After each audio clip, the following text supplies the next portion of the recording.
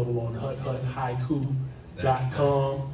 Okay, really just attacking all of these false narratives about what people can't do and what people of color shouldn't do. It's cool to be intelligent, articulate, and just overall dope. Make people think.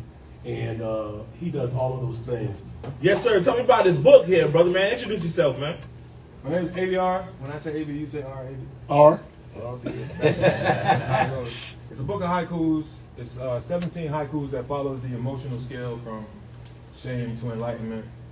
I was reading a book called Power vs. Force by David R. Hawkins, and it has some real interesting things. It was like a breakdown of all the emotions and how they related to levels of consciousness.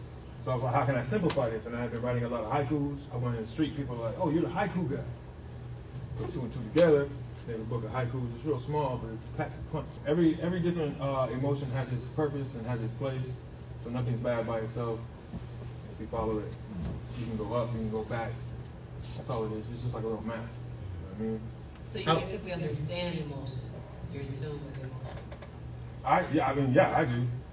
More than enough.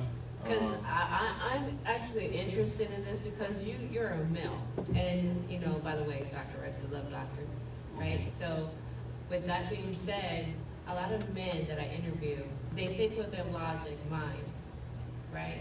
In a lot of scenarios, but you are in tune with emotions, which makes you very unique as a male.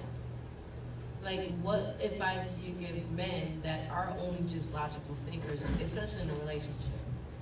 The one thing I learned that really led me to write the book is that logic and reason can stop or hinder your emotional growth, or stop you from getting to higher levels of consciousness. So logic and reason is good for the practical world, you feel me? Like, you gotta do math to solve the problem. You wanna build a table, cool, you need angles, you know what I mean? You gotta get somewhere on time, you gotta figure out what time you gotta leave, traffic, blah, blah, blah.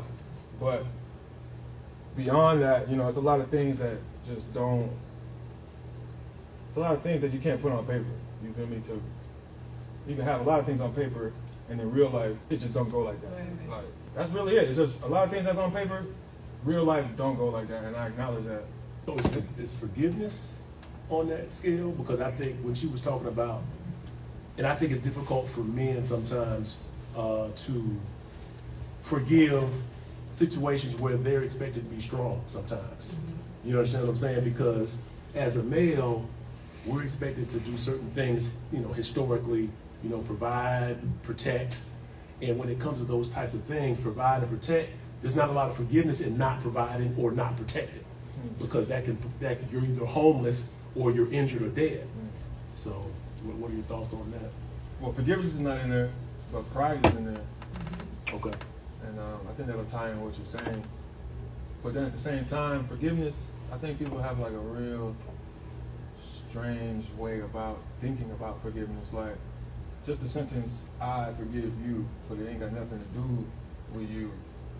It never had anything to do with you. It's like, imagine you holding like a major grudge. Like part of your brain space, part of your energy is sitting there holding on to somebody that you do not like. Half of your energy you could be using to make money, make moves, make new relationships. You keeping it, you just hanging on to something you don't want. Like, just the whole, I don't know. Yeah, it's crazy sometimes how much time and energy people put into other people that doesn't even notice them sometimes. They're not even there. Nowhere in their thoughts. You understand what I'm saying? But you lose time, just focus on somebody else. That's crazy. It's hard to even describe because it's a waste.